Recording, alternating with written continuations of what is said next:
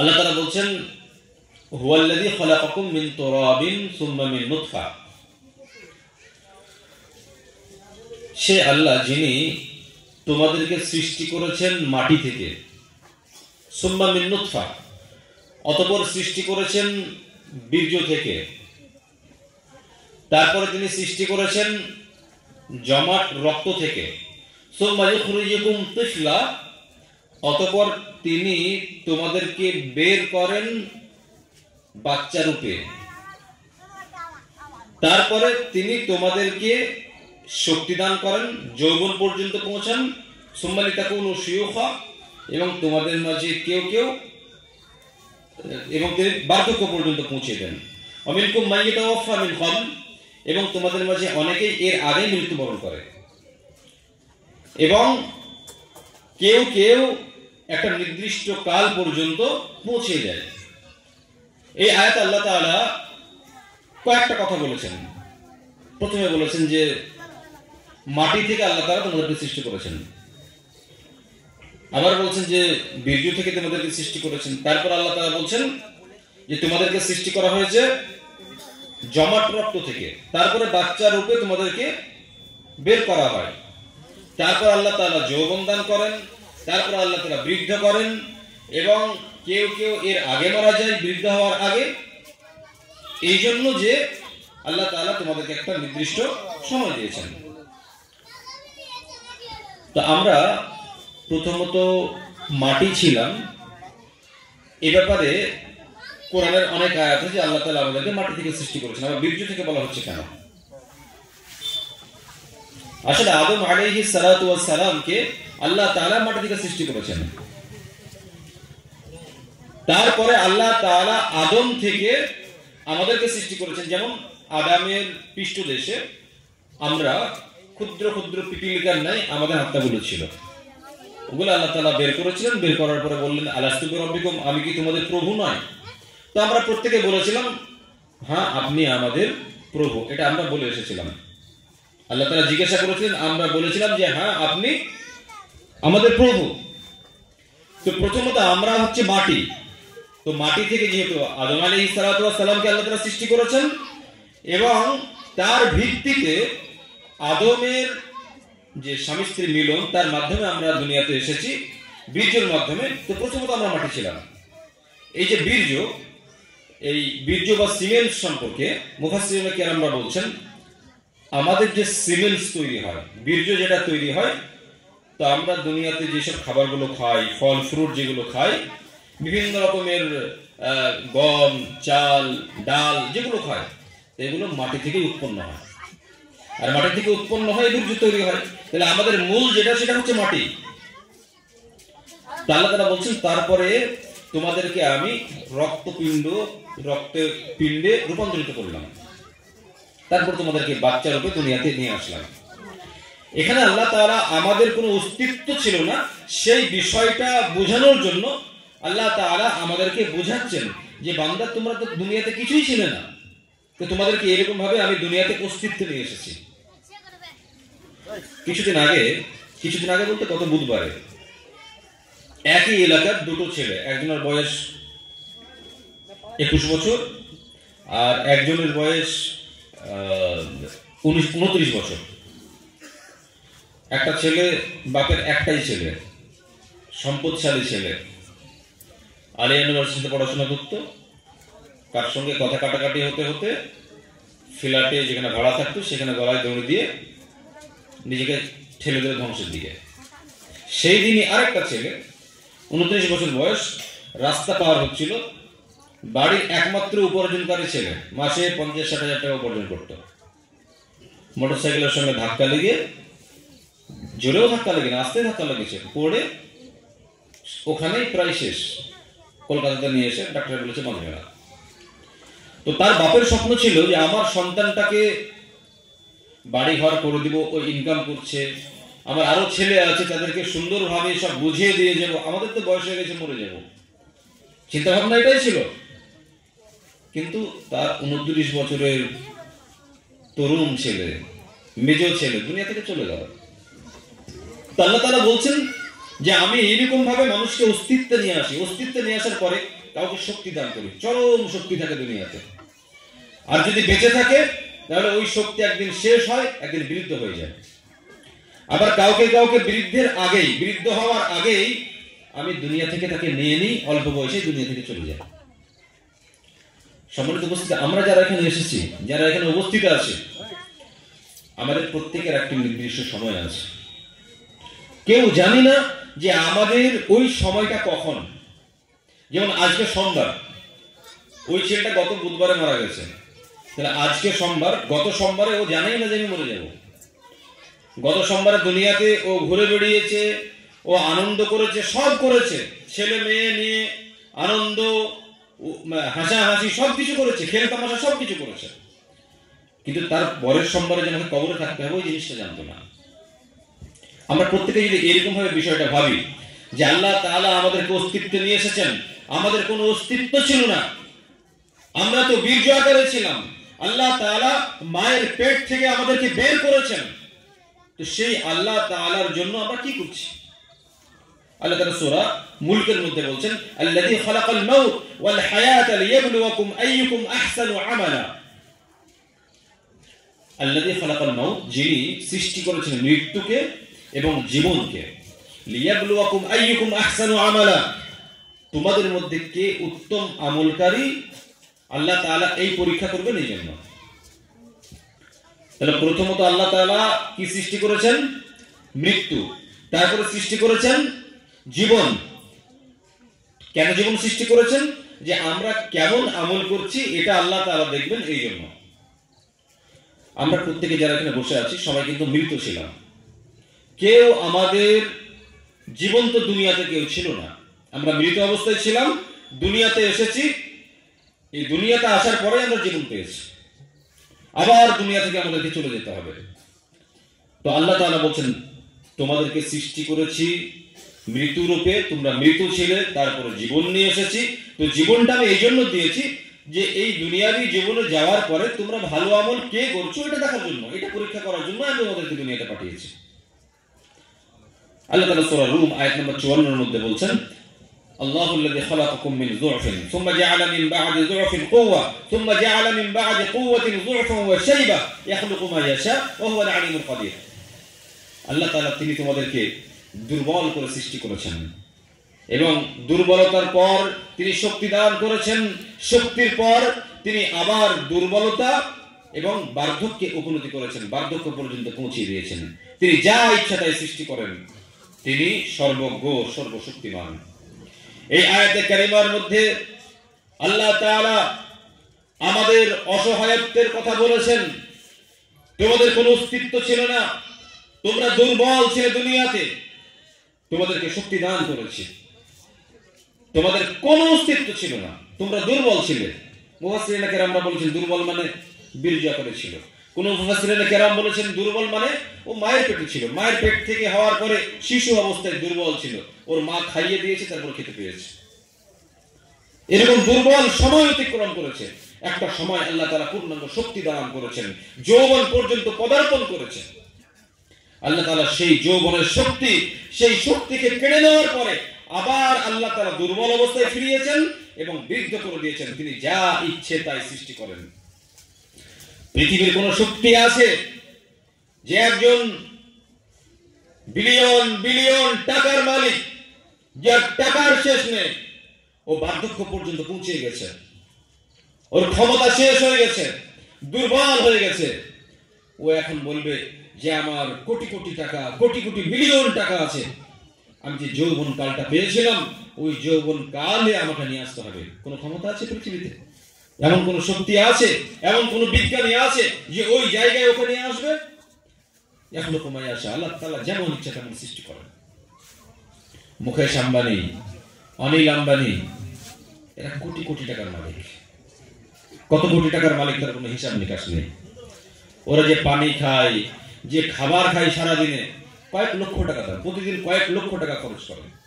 যে ডাক্তার আছে সেই ডাক্তারটাকে কোটি কোটি টাকা দিয়ে তাদেরকে পুষে রেখেছে, কিন্তু কোনো ক্ষমতা কি আছে তাদের কাছে যে তারা আবার যৌবনকালে ফিরে যাবে?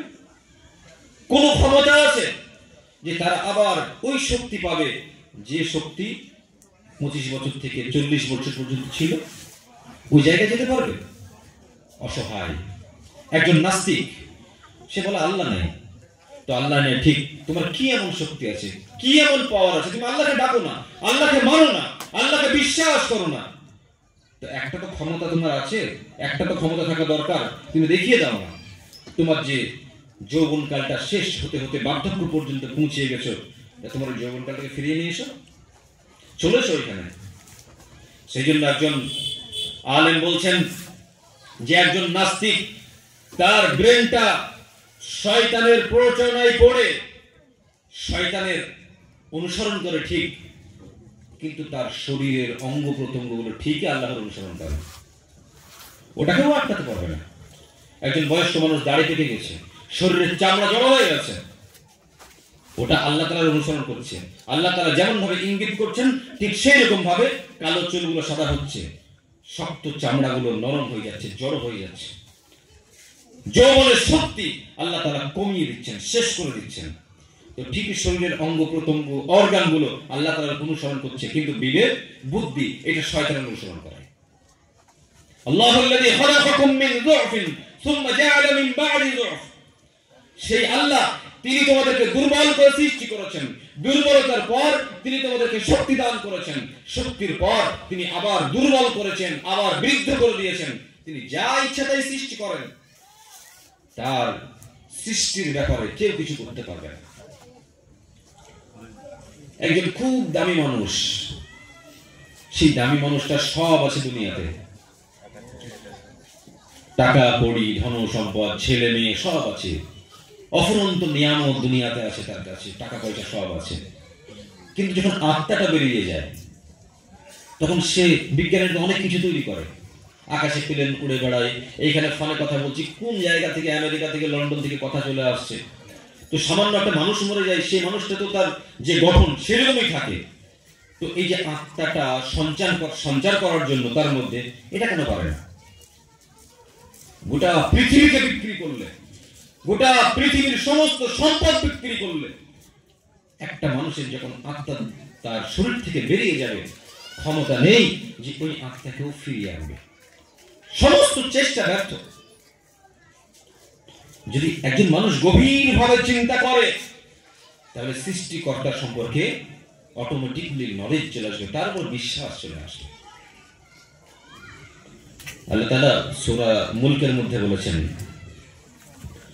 যারা আল্লাহ তাআলাকে না দেখে ভয় করে, যারা আল্লাহ তাআলাকে নাই দেখে ভয় করে, আল্লাহ তাআলা তাদের গুনাহগুলোকে ক্ষমা করে দেন এবং তাদেরকে উত্তম পুরস্কার দান করেন। তো বিশেষ করে যারা মুমিন, তারা প্রত্যেকটা বিষয়ে আল্লাহ তাআলার নিদর্শন দেখে তাদের ঈমানটাকে মজবুত করবে। কোন ব্যক্তির কিডনি খারাপ হয়ে যাচ্ছে, কিডনি মোটামুটি 10 লাখ টাকা দাম, মোটামুটি লাগাতে এটা সেটা করতে একটা কিডনির পেছনে মোটামুটি 30 লাখ টাকা 40 লাখ টাকা পর্যন্ত খরচ হয়ে যায়। অনেক টাকা আছে তার, শুধুমাত্র একটা কিডনি। তারপরেও দেখা যায় হয়তো কিছুদিন বাঁচতে মারা যায়। কোন মানুষের ক্ষমতা আছে যে আল্লাহ তাআলার এই সুন্দর যে সৃষ্টি, এই সৃষ্টিকে সে নতুন করে বৈজ্ঞানিক পদ্ধতিতে সে কোন মানুষের মধ্যে স্থাপন করবে? আমার কিডনি খারাপ হয়ে গেল, তা কোন বিজ্ঞানী একটা কিডনি তৈরি করে আমার মধ্যে ভরে দিল। আমার জিভটাকে কেউ কেটে নিল, আমি যে খাবারগুলো খাই কোনটা ঝাল কোনটা মিষ্টি সমস্ত কিছু বুঝতে পারি। কোন বিজ্ঞানের ক্ষমতা আছে যে একটা ডুপ্লিকেট জিভ লাগিয়ে দেবে, সেই জিহ্বা দ্বারা দুনিয়ার যে স্বাদ, এই স্বাদগুলো আমি ভক্ষণ করব? কোন বিজ্ঞানের কোন ক্ষমতা নেই। আল্লাহ তাআলার সৃষ্টির কাছে সবাই ব্যর্থ। আল্লাহুল্লাযী খালাকাকুম মিন যুফিন সুম্মা জাআলা মিন বা'দি যুফ, যে আল্লাহ তাআলা তিনি তোমাদেরকে দুর্বল করে সৃষ্টি করেছেন, দুর্বলতার পর তিনি তোমাদেরকে শক্তিশালী করেছেন, শক্তির পর আবার দুর্বল করেছেন এবং বৃদ্ধ করেছেন। তিনি যা ইচ্ছে তাই সৃষ্টি করেন। কোন মানুষের কোনো ক্ষমতা নেই যে কোন মানুষ তার সৃষ্টির মধ্যে কোনো পরিবর্তন করে দেখাবে। আমাদের মাঝে অনেক মানুষ আছে, বয়স যখন হয়ে যায় তখন আমার বৃদ্ধ অবস্থাকে ঢাকার জন্য সাদা চুল বা সাদা দাড়িগুলোকে কালো করি, আছে না? যে আমার বয়স হয়ে গেছে, কিন্তু এটা বুঝতে দেবো না। সাদা চুল সাদা দাড়িকে আমি কি করি? কালো করি। মুহাম্মদ রাসূলুল্লাহ সাল্লাল্লাহু আলাইহি ওয়াসাল্লাম বলেছেন, يكون قوم يخضبون في آخر الزمان بالسواد كحواصل الحمام لا يريحون رائحة الجنة। কিয়ামতের একটি অন্যতম আলামত, শেষ জামানাতে কিছু মানুষ এমন আসবে যারা তাদের সাদা চুল সাদা দাড়িগুলোকে কালো কলম দ্বারা পরিবর্তন করবে। এরা জান্নাত তো যাবে না, জান্নাতের সুগন্ধ পাবে না। আবু দাউদের 4212 নম্বর হাদিস। তাহলে কোন মানুষের জন্য এটা বৈধ নয় যে সাদা চুল সাদা দাড়িকে কালো কলম দ্বারা পরিবর্তন করবে। এটা হারাম, কাবিরা গুনাহ। আপনি আল্লাহ তাআলা যে সৃষ্টির পরিবর্তন ঘটাচ্ছেন, আপনাকে বৃদ্ধ করে দিয়েছেন, এটা আপনি মানতে না, যেটা আপনি মানতে চাইছেন না, যে না আমি এখনো জওয়ান আছি। মুহাম্মদ রাসূলুল্লাহ সাল্লাল্লাহু আলাইহি ওয়াসাল্লাম যখন মক্কা বিজয় করলেন, তখন আবু কুহাফা আবু বকরের পিতাকে নিয়ে আসা হলো আল্লাহর রাসূলের সামনে। ওয়া রাসুহু ওয়া লিহিয়াতুহু কাসাগামাতি বায়াযা। আল্লাহর রাসূল দেখলেন আবু কুহাফার দাড়িগুলো চুলগুলো কাশফুলের মতো সাদা হয়ে গেছে। আল্লাহর রাসূল বলেন, গায়িরু হাযা বিশাইইন ওয়াজতানিবুস সাওয়াদ। এই দাড়িগুলোকে সাদা চুলগুলোকে পরিবর্তন করে দাও মেহেন্দি দিয়ে, তবে খবরদার কালো করবে না। মুহাম্মদ রাসূলুল্লাহ সাল্লাল্লাহু আলাইহি ওয়াসাল্লাম কালো করতে চরমভাবে নিষেধ করেছেন। কালো করা সম্পূর্ণভাবে হারাম এবং কাবিরা গুনাহ। যারা করে তারা জান্নাতের সুগন্ধ পাবে না। তাহলে আল্লাহ তাআলার যে সৃষ্টি, এই সৃষ্টির পরিবর্তন ঘটানো, এটা হচ্ছে মারাত্মক কাবিরা গুনাহ, ভয়ঙ্করতম গুনাহ। অর্থাৎ কোন মানুষের যখন অঙ্গ প্রত্যঙ্গগুলো দুর্বল হয়ে যাবে, চুল দাড়ি পেকে যাবে, তখন ইবাদত বন্দিগির দিকে মনোনিবেশ বেশি করা দরকার। যেমন বয়স হয়ে গেছে, এখন আল্লাহ তাআলাকে বেশি ডাকি। কোন সময় আল্লাহ তাআলার ডাকে সাড়া দিয়ে দুনিয়া থেকে চলে যেতে হবে। এক সময় শক্তিশালী ছিলাম, এখন সেই শক্তি আর নেই। আল্লাহ তাআলা সূরা বাকারার 28 নম্বর আয়াতে বলছেন, কাইফা তাকফুরুনা বিল্লাহ ওয়া কুনতুম আমওয়াতা ফাআহইয়াকুম সুম্মা ইউমীতুকুম সুম্মা ইহয়ীকুম সুম্মা ইলাইহি তুরজাউন। তোমরা কেমন করে আল্লাহর সঙ্গে কুফরি করো, আল্লাহকে অস্বীকার করো কিভাবে? ওয়া কুনতুম আমওয়াতা, আরে তোমরা তো মৃত ছিলে। ফাআহইয়াকুম, তোমাদেরকে আমি জীবন দিয়েছি। সুম্মা ইউমীতুকুম, অতঃপর তোমাদেরকে আবার মৃত্যুর দিকে ঠেলে দিয়েছি। সুম্মা ইহয়ীকুম, অতঃপর তোমাদেরকে আবার জীবন দান করি। সুম্মা ইলাইহি তুরজাউন, অতঃপর তোমাদেরকে আবার তার দিকে ফিরে আসতে হবে, তার দিকে একত্রিত হতে হবে। এই আয়াতে আল্লাহ তাআলা একটা মানুষের দুবার মৃত্যু এবং দুবার জীবনের কথা বলেছেন। এক, আমরা যখন দুনিয়াতে ছিলাম না, আমাদের অস্তিত্ব ছিল না, তখন আমরা মৃত ছিলাম, এই একটা মৃত। আর মায়ের পেট থেকে যখন আমরা এসেছি, অস্তিত্বে এসেছি, তখন থেকে নিয়ে যতদিন মৃত্যুবরণ না করছি, যখন মরে যাচ্ছি তখন আরেকটা মৃত্যু। তো মায়ের পেট থেকে নিয়ে যতদিন না মরছি তখন পর্যন্ত একটা জীবন, আর কবর থেকে ওঠানোর পর আরেকটা জীবন। তাহলে দুটো জীবন আর দুটো মৃত্যু।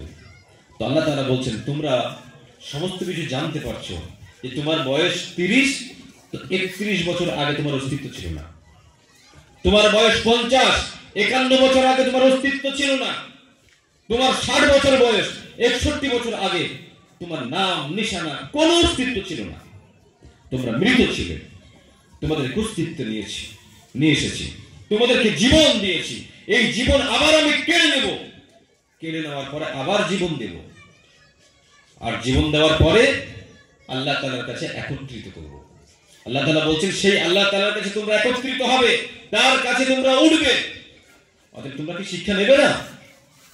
সম্মানিত উপস্থিতি, আমরা যারা দুনিয়াতে আছি, প্রত্যেকে আমরা মৃত অবস্থায় ছিলাম, আমাদের অস্তিত্ব ছিল না। আল্লাহ তাআলা আমাদের অস্তিত্বে নিয়ে এসেছেন, আল্লাহ তাআলা আমাদেরকে জীবন দান করেছেন। আর এই জীবন মুহাম্মদুর রাসূলুল্লাহ সাল্লাল্লাহু আলাইহি ওয়াসাল্লাম বলছেন, আমারু উম্মতি মা বাইনা 60 ইলা 70 ওয়া আকাল্লুহুম মা ইয়াজুজু যালিক। আমার উম্মতের বয়স 60 থেকে 70 বছর। কিছু সংখ্যক মানুষকে এর থেকে বেশি বয়স দান করা হয়। অর্থাৎ আমরা যারা দুনিয়াতে আছি, আমাদের গড় আয়ু হচ্ছে 60 থেকে 70 বছর। কিছু মানুষকে আল্লাহ তাআলা 80 বছর, 90 বছর, 100 বছর বয়স দান করেন, কিন্তু বেশিরভাগ মানুষ 60 থেকে 70 এর মধ্যে দুনিয়া থেকে বিদায় গ্রহণ করবে। সম্মানিত উপস্থিতি। তো এই 60 থেকে 70 বছরের যে জীবন, এই জীবনটাতে আল্লাহ তাআলার ইবাদত বন্দেগী করে তার সঙ্গে সাক্ষাৎ করতে হবে।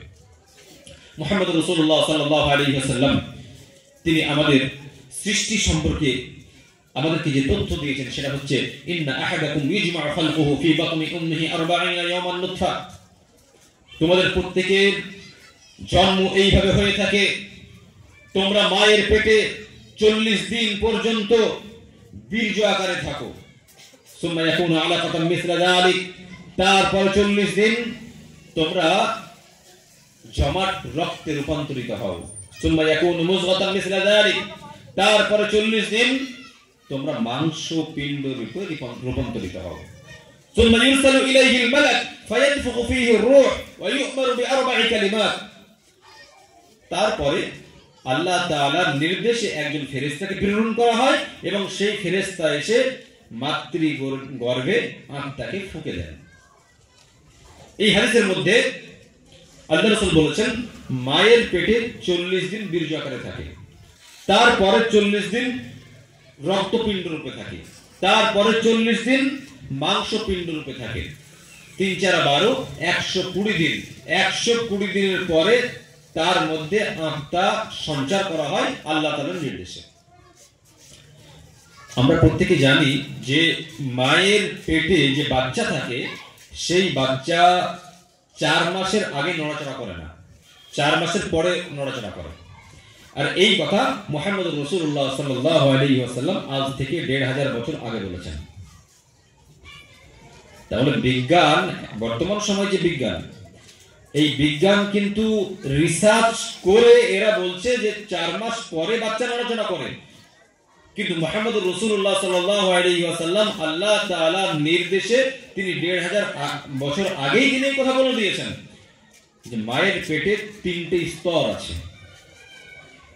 প্রথম 40 দিন বীর্য আকারে থাকে, পরের 40 দিন জমাট রক্তে, তারপরে 40 দিন মাংস পিণ্ডে রূপান্তরিত হয়। আর তারপরে আল্লাহ তাআলার নির্দেশে ফেরেশতা রূহ ফুঁকে দেন ওই বাচ্চার মধ্যে। আর 4 মাস পরেই কিন্তু বাচ্চা নড়াচড়া করে।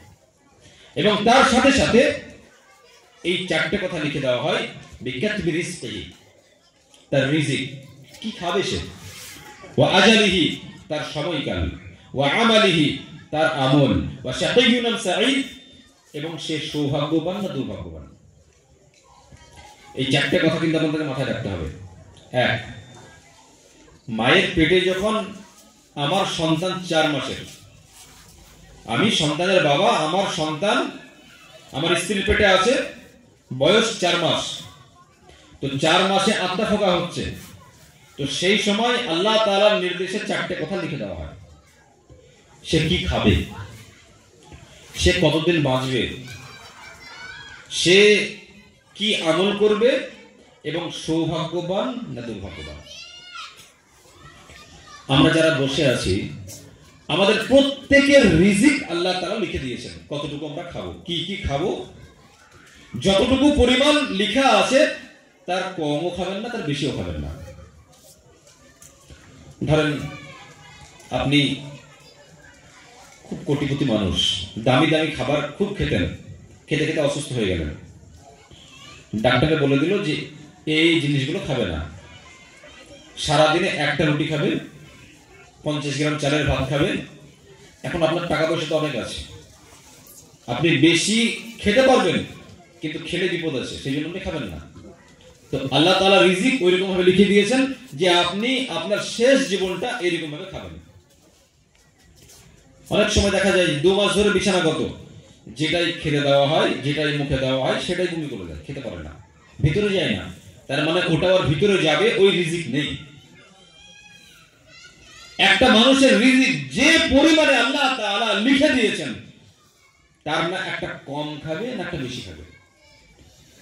যদি আল্লাহ তাআলা তার ভাগ্যে লিখে দেন, আমি যেমন বেলডাঙ্গার মানুষ, বেলডাঙ্গা থেকে আসছি, আমার ভাগ্যে যদি লেখা থাকে ইলাম বাজারের অমুক জমির ওই ধানের এই চালগুলো আমি খাবোটা লেখা আছে, যেমন করেই হোক না কেন ওটা আমার পেটে ঢুকবে, ওটা আমি খাবোই, কারণ লেখা আছে ওটা।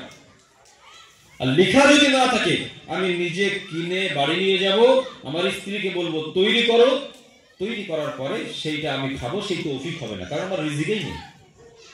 মুহাম্মদ রাসূলুল্লাহ সাল্লাল্লাহু আলাইহি ওয়াসাল্লাম বলছেন, চারটে কথা লিখে দেওয়া হয়। তার প্রথম হচ্ছে বিকাতবি রিজকিহি, ও রিজিক, ও কি খাবে, কতটুকু খাবে, সমস্ত কিছু লিখে দেওয়া হয়। বর্তমান সময় মানুষ বড় বোকা। নিজের ছেলে কি খাবে, আমি কি খাবো, কিভাবে সুস্থ থাকবো, কিভাবে আরাম আয়েশের জীবন যাপন করব, এর জন্য হারাম রিজিকের পিছনে রাত দিন এক করে দিয়ে নিজের লাইফটাকে বরবাদ করে দেয়। অনেক মানুষ এমন আছে না, এটা হালাল না হারাম এর কোনো তোয়াক্কাই করে না। যেমন করে হোক না কেন আমাকে উপার্জন করতে হবে, আমাকে কোটিপতি হতে হবে, এটা মাথায় ঢুকিয়ে নিয়ে সে হারাম হালালের তোয়াক্কা না করে সে কোটিপতি হওয়ার স্বপ্নে বিভোর হয়ে সে এরকম ভাবে উপার্জন করছে। মুহাম্মদ রাসূলুল্লাহ সাল্লাল্লাহু আলাইহি ওয়াসাল্লাম বলছেন, ইয়াতি আলান নাসি জামানুন লা ইউবালি আল মারউ মা আখাযা মিনহু আমিনাল হালাল আম মিনাল হারাম। মানুষের কাছে এমন একটি সময় আসবে, মানুষ উপার্জন করবে, উপার্জনের টাকাটা হালাল না হারাম এর কোনো তোয়াক্কা করবে না, যেমন করে হোক না কেন ও যেন তেন প্রকারের রিজিকের সন্ধান করবে, যেন তেন প্রকারের উপার্জন করবে, টাকা বেশি করার ধান্দায় হারাম হালালের কোনো তোয়াক্কা করবে না। সেই সময় বর্তমান চলে এসেছে।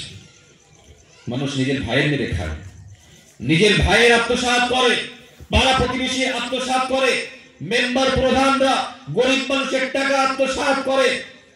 আরে ভাই, তোমার ভাগ্যে যতটুকু রিজিক আছে তার বেশি তুমি খেতে পারবে না। তুমি যে মানুষের গরিবের হক মেরে খাচ্ছ, এই হক মেরে খেয়ে কাল কিয়ামতের দিনে এই শরীর তোমার জাহান্নামে যাবে, এই শরীর জাহান্নামে দগ্ধ হবে। তুমি কিসের বিভরে, কিসের স্বপ্নে তুমি মানুষের হারাম খাও, মানুষের মাল আত্মসাৎ করো? তোমার রিজিক তো লিখে দেওয়া হয়ে গেছে, তুমি এতটা খাবা। মুহাম্মদ রাসূলুল্লাহ সাল্লাল্লাহু আলাইহি ওয়াসাল্লামকে জিবরিল আমিন জিজ্ঞাসা করছেন, ক্বালা ফাআখবিরনি আন আমারাতিহা। হে মুহাম্মদ সাল্লাল্লাহু আলাইহি ওয়াসাল্লাম, আপনি কিয়ামতের কিছু নিদর্শনগুলো বলুন। আল্লাহ রাসূল সাল্লাল্লাহু আলাইহি ওয়াসাল্লাম বললেন, আন তালিদাল আমাতু রাব্বাতাহা ওয়া আন তারাল হুফাতাল উরাতাল আলা রিআ আশ-শা ইয়াতাতাওয়ালুনা ফিল বুনয়ান। আল্লাহ রাসূল সাল্লাল্লাহু আলাইহি ওয়াসাল্লামকে বললেন, আপনি কিয়ামতের কিছু নিদর্শন বলুন। আল্লাহ রাসূল বললেন যে শেষ জামানায় এমন একটি সময় আসবে, আনতালিদাল আমাতু রাব্বাতাহা, লন্ডি মালিককে জন্ম দেবে। কিছু মুহাদ্দিসিনে কেরামরা বলেছেন, লন্ডি মালিককে জন্ম দেবে মানে হচ্ছে ছেলে মেয়েরা বাপ মায়ের কথা শুনবে না, অবাধ্য হবে। আনতালিদাল আমাতু রাব্বাতাহা, প্রত্যেকটা কথা অমান্য করে চলবে। বর্তমান সময়ে ছেলে মেয়েরা এমন হয়ে গেছে, আর পিতামাতা ছেলেকে মাথায় এমন ভাবে মাথায় উঠিয়ে রেখেছে যে আব্বা আমাকে মোবাইল কিনে দিতে হবে, মোবাইল কিনে না দিলে ভাত খায় না, মন ভারী করে থাকি, স্কুল যায় না। তখন বাপ বাধ্য হয়ে মোবাইল কিনে দেয়, আর সেই মোবাইল পেয়ে ওই ছেলে ওই মেয়ে একদিন ধ্বংস হয়ে যায়। বর্তমান সময়ে যত সুইসাইড, স্কুল কলেজের ছাত্র ছাত্রীগুলো যেসব সুইসাইড গুলো করছে, বিভিন্ন রকম ভাবে পরকীয়াগুলো হচ্ছে, বেশিরভাগ এই মোবাইলের মাধ্যমে হচ্ছে। আপনি আপনার ছেলেকে আদরের সন্তান, যে না আমার ছেলেটা খুব ভালো, নামাজ পড়ে, বয়সই হয়নি, আপনার ছেলেকে আপনি মোবাইল কিনে দিচ্ছেন। ওই মোবাইল আপনার সন্তান হাতে পাওয়ার পরে শয়তান এমন ভাবে ওয়াসওয়াসা দেবে, আপনার ছেলে একদিন নিশ্চিত ভাবে ধ্বংস হয়ে যাবে, আপনি বুঝতেই পারবেন না। আল্লাহ রাসূল বলছেন, আনতালিদাল আমাতু রাব্বাতাহা, এমন একটি সময় আসবে যে লন্ডি মালিককে জন্ম দেবে, অর্থাৎ ছেলে মেয়েরা পিতা মাতার কথা শুনবে না, অমান্য করে চলবে। ওয়া আন তারাল হুফাতাল উরাত, যারা খালি পায়ে ঘুরে বেড়াতো, ছিনা পোশাকে ঘুরে বেড়াতো, যাদের ভালো একটা জুতো ছিল না, ভালো একটা জামা ছিল না, যারা ছাগলের রাখাল, ইয়াতাতাওয়ালুনা ফিল বুনয়ান, বড় বড় বিল্ডিং বানাতে একে অপরের সঙ্গে প্রতিযোগিতা করবে। অর্থাৎ হালাল হারামের তোয়াক্কা না করে বড় বড় বিল্ডিং বানাতে একে অপরের সঙ্গে প্রতিযোগিতা করবে। বেটা তুমি 2 তলা করো, আমি 3 তলা করবো। তুমি 10 বিঘে জায়গা কিনেছো, আমি 15 বিঘে কিনবো, কিন্তু হারাম ভাবে কিনছে, হালাল হারামের কোনো তোয়াক্কাই নেই। সুদের ব্যবসা করছে, হারাম ব্যবসা করছে, মানুষের মাল আত্মসাৎ করছে, পঞ্চায়েতের মাল মেরে বড় বড় বিল্ডিং বানাচ্ছে। ভালো গাড়িতে ঘুরে বেড়াচ্ছে। আল্লাহ রাসূল বলছেন খালি পায়ে ঘুরে বেড়াতো, রাখাল ছিল, ঠিকভাবে খেতে পেত না, পায়ে জুতো ছিল না, শিক্ষা দীক্ষা কিচ্ছু নেই, গরু জমিয়ে বেড়াতো, ছাগলের রাখালি করত। হালাল হারামের তোয়াক্কা না করে এখন টাকা পেয়ে বড় বড় বিল্ডিং বানাচ্ছে, একে অপরের সঙ্গে টেক্কা দিচ্ছে। অনেক এরকম রাখাল দেখা যায়, রাস্তায় পাই পড়ে না, রাস্তাতে পা দিলে পাই পড়ে না, মানুষ কি তোয়াক্কাই করে না। টাকা পয়সা হয়েছে, ঠিকভাবে কথা বলতে জানে না, শিক্ষা নাই, দীক্ষা নাই, কিন্তু হারাম ভাবে উপার্জন করে এখন বিশাল ব্যাপার। আল্লাহ রাসূল সাল্লাল্লাহু আলাইহি ওয়াসাল্লাম বলছেন এটা হচ্ছে কিয়ামতের একটি অন্যতম নিদর্শন, যে মানুষ হালাল হারামের তোয়াক্কা করবে না, হারাম উপার্জনের পিছনে ছোটাছুটি করবে, আর বড়লোক হওয়ার ধান্দাতে মানুষের মাল আত্মসাৎ করবে। সেই সময় চলে এসেছে। আপনাদের দিকে হয়তো নেই, আমাদের বেলডাঙ্গা এলাকাতে বিশাল বড় বড় হাই র্যাঙ্কের সুদখোর, সুদের টাকা খাটিয়ে কোটি কোটি টাকার মালিক, সুদের টাকা খাটিয়ে কোটি কোটি টাকার মালিক। ওই বিয়াদব আমরা সাধারণভাবে যারা প্রতিদিন 100 গ্রাম 150 গ্রাম চালের ভাত খায়, ওই সুদখোর কোটি কোটি টাকা ইনকাম করে কেউ 500 চালের ভাত খাবে নাকি? আমরা যেমন স্বাভাবিক খাই ও স্বাভাবিক খাবে, হয়তো সামান্য কিছু বেশি খাবে। আমরা যদি 250 গ্রাম মাংস খেতে পারি, তো ও 2-5 কেজি খেতে পারবে না, ওই 250 গ্রাম 300 গ্রাম অতটুকুই খেতে পারবে। তো কিসের ধান্দাতে কোটি কোটি টাকা তুমি মালিক হচ্ছ? কি করবে টাকাগুলো? তুমি সব রেখে চলে যাবে কবরে, আর এই হারাম রিজিক রেখে দেওয়ার জন্য, তোমার ছেলে মেয়ের জন্য রেখে যাচ্ছ, এর জন্য কিয়ামতের দিনে কোটি কোটি মানুষের সামনে তোমাকে নিক্ষেপ হতে হবে জাহান্নামে। কোটি কোটি মানুষের সামনে আল্লাহ তাআলা লাঞ্ছিত অবস্থায় ফেরেশতাদেরকে আদেশ করবেন যে ওকে জাহান্নামে নিক্ষেপ করো। তুমি কি খাবে মায়ের পেটে যখন আছো তখন তো লিখে দেওয়া হয়, বিকাতবি রিজকিহি, তুমি কি খাবে ওটা মায়ের পেটে থাকাকাল লিখে দেওয়া হয়, ওয়া আজালিহি, তোমার সময়কাল তুমি কতদিন বাঁচবে এটাও লিখে দেওয়া হয়। আমরা যারা এখানে আছি প্রত্যেকের স্ট্যাম্প পড়ে গেছে। ওই স্ট্যাম্প পৃথিবীর কোনো শক্তি নেই যে কেউ সরাতে পারে, এবং পৃথিবীর কোনো বিজ্ঞানী নেই কেউ বলে দিতে পারে যে এই ব্যক্তির আয়ু এতদিন। কে বলতে পারবে? কোন বিজ্ঞানের ক্ষমতা আছে? আমরা কতদিন বাঁচবো এটা আল্লাহই ভালো জানেন। আমার স্ট্যাম্প যদি 1 বছর পরে হয়, 1 বছর পরেই মরবো, ওর সময় বাড়ানো যাবে না। আমার স্ট্যাম্প কালকে হয়, কালকেই মরে যাব না। আমার মরে যাওয়ার 1 ঘন্টা আগে কেউ বলতে পারবে যে আমি দুনিয়াতে আর থাকবো না। হ্যাঁ, কোনো কোনো ক্ষেত্রে একজন মানুষ রোগাক্রান্ত হয়ে যায়, অর্গান সব নষ্ট হয়ে যায়, ডাক্তার বলে যে আর বাঁচবে না, ওটা আলাদা জিনিস, বুঝাই যায়। কিন্তু কোন মুহূর্তে মারা যাচ্ছে, কোন জায়গায় মারা যাচ্ছে, কিভাবে মারা যাচ্ছে, এই যে গায়েবী খবর, এগুলো কেউ বলতে পারবে না। সম্মানিত উপস্থিতি, আমি যেটা বলতে চাইছি সেটা হচ্ছে ও আজালিহি, সময়কাল, মানুষের যে আয়ু, এই আয়ু সম্পর্কে পৃথিবীর কোনো শক্তি নেই যে কেউ বলতে পারে যে এই ব্যক্তি এই সময় মৃত্যুবরণ করবে। আমাদের মাঝে মানা মানুষ এমন আছে, নামাজ নেই, ফজরের আজান হয় আর বাড়ি থেকে বেরিয়ে যায়, রাস্তায় ছোটাছুটি করতে শুরু করি। সুগার আছে, সুগারটাকে কন্ট্রোল করতে হবে, শরীরে স্ট্রেংথ নিয়ে আসতে হবে, সেই জন্য আমরা খুব ছোটাছুটি করি। তুমি ছোটাছুটি যতই করো, যতই লাফালাফি করো, তোমার যে স্ট্যাম্প পড়ে গেছে এই স্ট্যাম্পের বাইরে যেতে পারবে না। অনেক মানুষ আছে বছরে 2 বার চেন্নাই, ব্যাঙ্গালোর, হায়দ্রাবাদ যায়, কিসের জন্য? বডি চেক আপ করতে। এই বডিটা চেক আপ করে কেমন কি আছে না আছে। যতই চেক করুক না কেন, ও চেক করে আসবে, আর 2 দিন পরে তখন আবার দেখা যাবে যে কিডনি খারাপ হয়ে গেছে। ওই যে 2 দিন পরে কিডনি খারাপ হবে বলতে জানতো না, টেস্টে বা কি পাওয়া যাবে কিনা সব ঠিকঠাক আছে, 2-5 দিন পরে এসে বাড়ি এসে কিডনি খারাপ হয়ে গেল। কোন মানুষের ক্ষমতা নেই যে কোন মানুষের আয়ুকে বাড়িয়ে দেয়।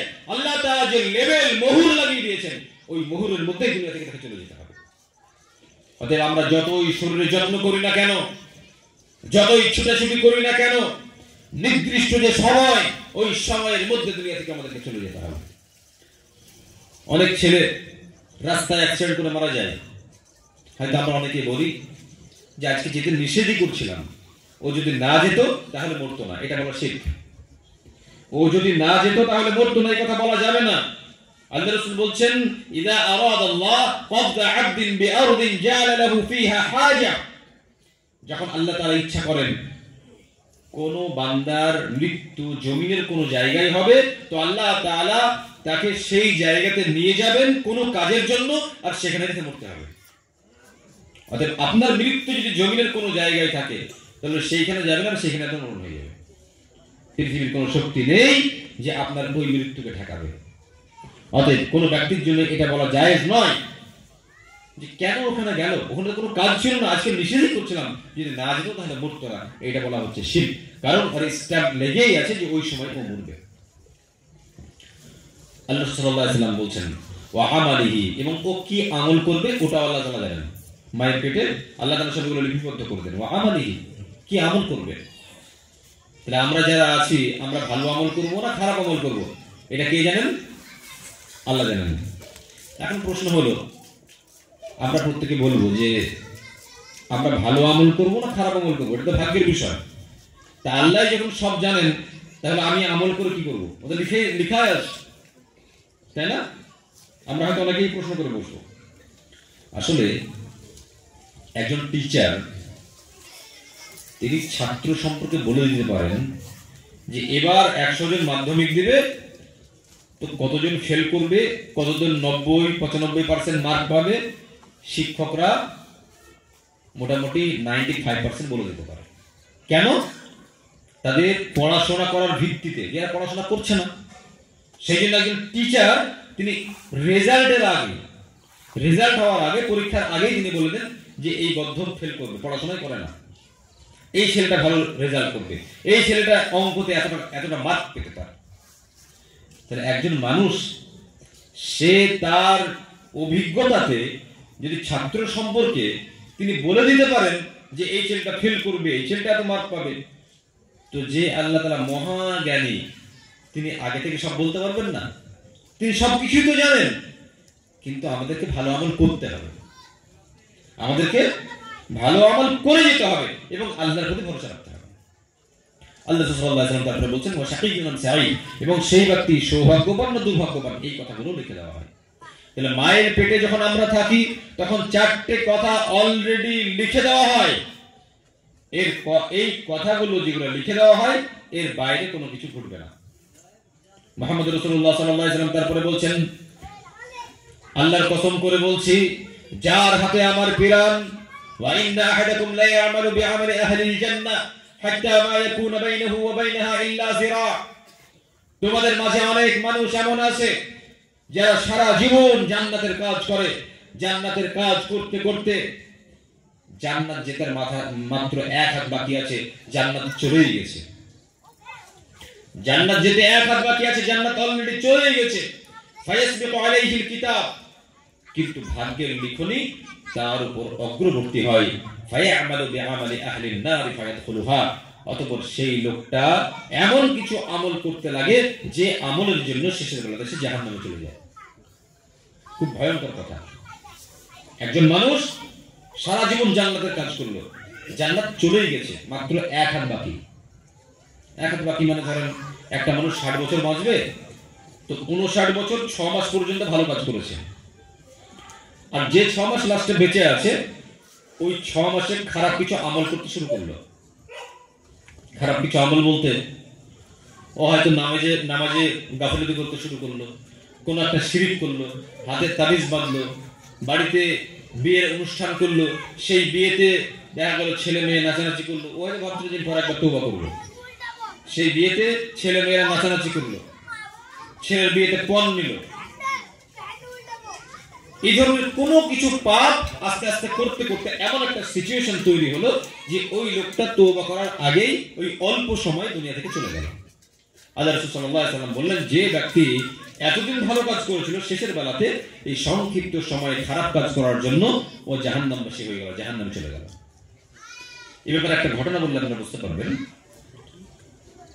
কোন একটা কান্ট্রিতে একজন মুয়াজ্জিন, খুব আল্লাহওয়ালা, খুব তাকওয়াশীল, তিনি তাহাজ্জুদ গুজার ছিলেন। তিনি একদিন মসজিদের বাইরে বের হয়ে, পাশে ইহুদিদের বাড়ি ছিল, ইহুদিদের একটা সুন্দরী মহিলাকে দেখে তিনি জ্ঞান হারিয়ে ফেলবেন এরকম অবস্থা হয়ে যায়, এত সুন্দরী। ওই মুয়াজ্জিন ওই মহিলাকে বলে, তোমাকে দেখে আমি পাগল হয়ে গেছি, তোমাকে বিয়ে করবো। মহিলা বলে যে আপনি মুসলিম আর আমি একজন ইহুদি, আমি আপনার সঙ্গে বিবাহ করবো, এটা তো সম্ভব নয়, আপনাকে ইহুদি হতে হবে। আর ইহুদিদের সব থেকে বড় চক্রান্ত হচ্ছে যে ওদের মেয়েগুলোকে মুসলিমদের পেছনে লেলিয়ে দেওয়া।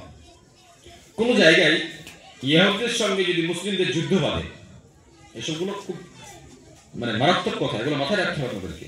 কোন জায়গায় দেখা যাচ্ছে যে মুসলিম পক্ষের সেনাবাহিনী আছে, তো তাদেরকে দুর্বল করার জন্য ইহুদিরা তাদের সুন্দরী মহিলাদেরকে সেই সেনাবাহিনীদের কাছে সুপ্রুত করে দেয়, যাতে ওই মহিলাদেরকে নিয়ে মেতে থাকে এবং এই যুদ্ধে ওরা পরাজয় হয়। এগুলো ইহুদিদের সব থেকে বড় চক্রান্ত। ওই ইহুদি মহিলাকে দেখে ওই মুয়াজ্জিন পাগল হয়ে যায়, বলে যে আমি তোমাকে বিয়ে করবো। বলে আপনি ইহুদি হন, আমি বিয়ে করবো, আমি আব্বাকে যে বিষয়টা বলছি। মেয়েটা গিয়ে ওর আব্বাকে বললো, ওর আব্বা মুয়াজ্জিনের সঙ্গে সাক্ষাৎ করে মুয়াজ্জিনকে বলল যে ঠিক আছে, বিবাহের ব্যবস্থা করবো, কিন্তু আমাকে ইসলাম ত্যাগ করে ইহুদি হতে হবে। ও মহিলাটার চেহারাতে সৌন্দর্যে এমন ভাবেই পাগল হয়ে গেছে যে আমি এতদিন ধরে আল্লাহর ইবাদত বন্দি করলাম, সমস্ত কিছু ভুলে গিয়ে ও বললে হ্যাঁ আমি ইহুদি হব। ইহুদি হয়ে গেল। আস্তাগফিরুল্লাহ। ইহুদি হওয়ার পরে বিবাহ হলো। বিবাহ হয়ে যেদিন ওদের ব্রাইড চেম্বার, যেদিন ওদের বাসর রাত্রি, সেদিন ওই মুয়াজ্জিন ছাদের উপরে উনি উঠছিলেন, উঠতে উঠতে কিভাবে ছাদ থেকে স্লিপ কেটে নিচে পড়ে গিয়ে ওখানে ইন্তেকাল হয়ে যায়। তাহলে জাহান্নাম কিভাবে গেল?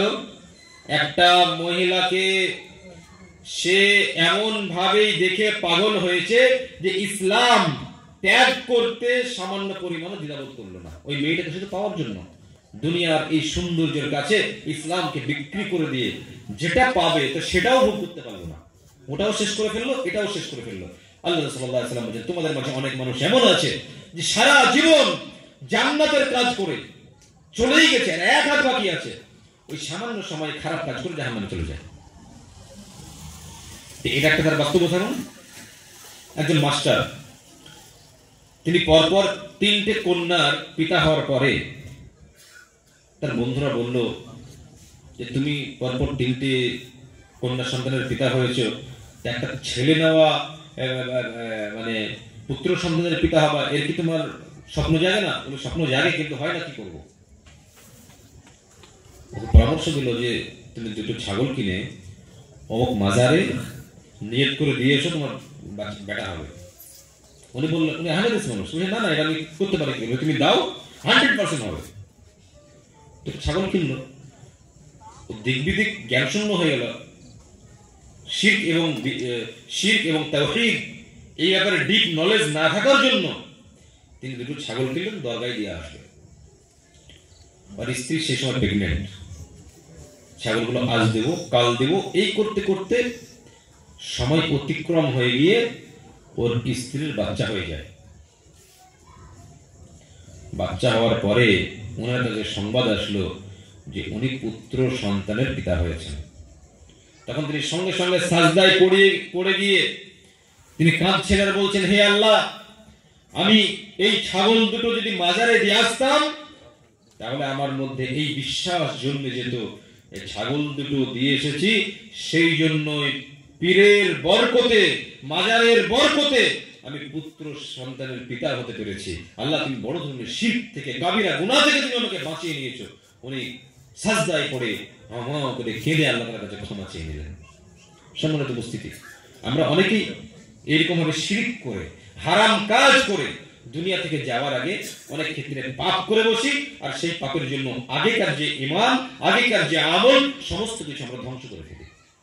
যেমন আল্লাহ তাআলা সূরা হজ্জের 31 নম্বর আয়াতে বলেছেন, ওয়া ইউশরিক বিল্লাহ ফাকান্নামা খাররা মিনাস সামা ফাতাখতাফুহু আত-তায়র আও তাহবি বিহি আর-রিহু ফি মাকানিন সাহিহ। যে আল্লাহর সঙ্গে শিরক করে সেদিন আকাশ থেকে পড়ে গেল, কিংবা বড় পাখি বড় পাখি তাকে ছো মেরে নিয়ে চলে গেল, কিংবা হাওয়া তাকে উড়িয়ে নিয়ে দূরবর্তী স্থানে নিক্ষেপ করলো। মানে আকাশ থেকে যদি কেউ পড়ে যায় তাহলে মৃত্যুবরণ করবে, হাওয়া যদি উড়িয়ে নিয়ে কোনো জায়গায় আছাড় মারে তাও মৃত্যুবরণ করবে, ধ্বংস। তো আল্লাহ তাআলা বলছেন যে আল্লাহর সঙ্গে শিরক করে তার যতই আমল থাক না কেন, যতই ভালো কাজ থাক না কেন, সমস্ত কিছু আল্লাহ তাআলা তার ধ্বংস করে দিবেন। আমার বাচ্চা ছেলেটা সব সময় কান্নাকাটি করে, ওর খেপা খেপা লাগে, তো কারো কথাতে আমার ছেলেটার হাতে তাবিজ বেঁধে দিয়েছে। আমার ছেলেটার কোনো সমস্যা হয়েছে, কোন কবিরাজের কাছে হাত চালিয়ে কবিরাজ বলল যে এই করতে হবে, এই ধরনের আমি কিছু দেবো, এগুলো পানিতে ডুবিয়ে ডুবিয়ে খেতে হবে, বালিশের মধ্যে এটা রাখতে হবে, বাড়ির মধ্যে এটা পুঁতে দিতে হবে।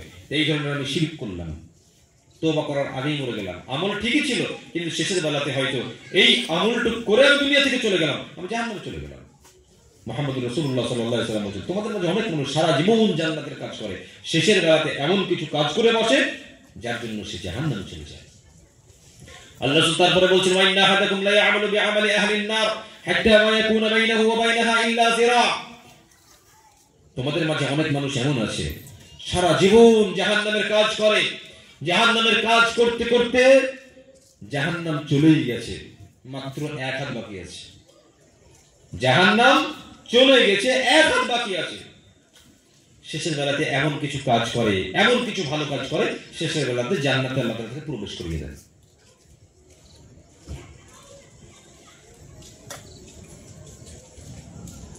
তাহলে আমাদের মাঝে অনেক মানুষ এমন আছে যে অনেক খারাপ কাজ করি, কিন্তু খারাপ কাজ করার পরে দেখা যায় যে একসময় বুঝতে পারে যে আল্লাহ আমি এরকম জালেম ছিলাম, বেনামাজি ছিলাম, জিনা ব্যভিচার করেছি, অনেক রকম ভাবে জুলুম অত্যাচার করেছি, আল্লাহ তুমি ক্ষমা করে দাও। আল্লাহ তাআলার দরবারে সে একা একাকী, কাউকে না দেখে চোখ দিয়ে পানি ফেলে, আর আল্লাহ তাআলাকে বলে আল্লাহ তুমি ক্ষমা করে দাও, তুমি যদি আযাব দাও আমি তো সহ্য করতে পারবো না। যখন সে আল্লাহকে ভয় করে কান্নাকাটি করে, চোখ দিয়ে পানি ফেলে, আর আল্লাহ যদি কবুল করে নেন, দেখা গেল সে হয়তো 1 মাস বাঁচল, কিন্তু তার পুরো লাইফটাই গুনার উপর টিকে ছিল। তো ওই 1 মাসে আল্লাহ যদি তওবাকে কবুল করে নেন, পূর্বের গুনাহগুলো তো ক্ষমা করবেনই করবেন, আল্লাহ তাআলা তাকে জান্নাত পর্যন্ত পৌঁছে দেবেন। সুবহানাল্লাহ। সূরা ফুরকানের মধ্যে আসছে, ইল্লা মান তাবা ওয়া আমানা ওয়া আমিলা আমালান সালিহা ফাউলাইকা ইউবাদদিলুল্লাহু সাইয়্যাতিহিম হাসানাত। আল্লাহ তাআলা বলেন যারা তওবা করে, সৎ কর্ম করে, আল্লাহ তাআলা তাদের গুনাহগুলোকে নেকি দ্বারা পরিবর্তন করে দেন। ধরেন আপনি অনেক গুনাহ করেছেন, এখন বুঝতে পারলেন যে আমি গুনাহ করেছি, আল্লাহ তাআলার দরবারে কেঁদে কেঁদে ক্ষমা চেয়ে নেন, আল্লাহ তুমি ক্ষমা করে দাও। আল্লাহ যদি কবুল করে নেন, আপনার তওবাকে কবুল করে নেন, তওবা করলেন, ক্ষমা তো আল্লাহ করলই, কিন্তু যে গুনার পাহাড় ছিল ওই গুনার পাহাড়টা আল্লাহ তাআলা কি দ্বারা রূপান্তরিত করলেন? নেকি দ্বারা রূপান্তরিত করলেন। অতএব জান্নাত যাওয়া খুবই সহজ।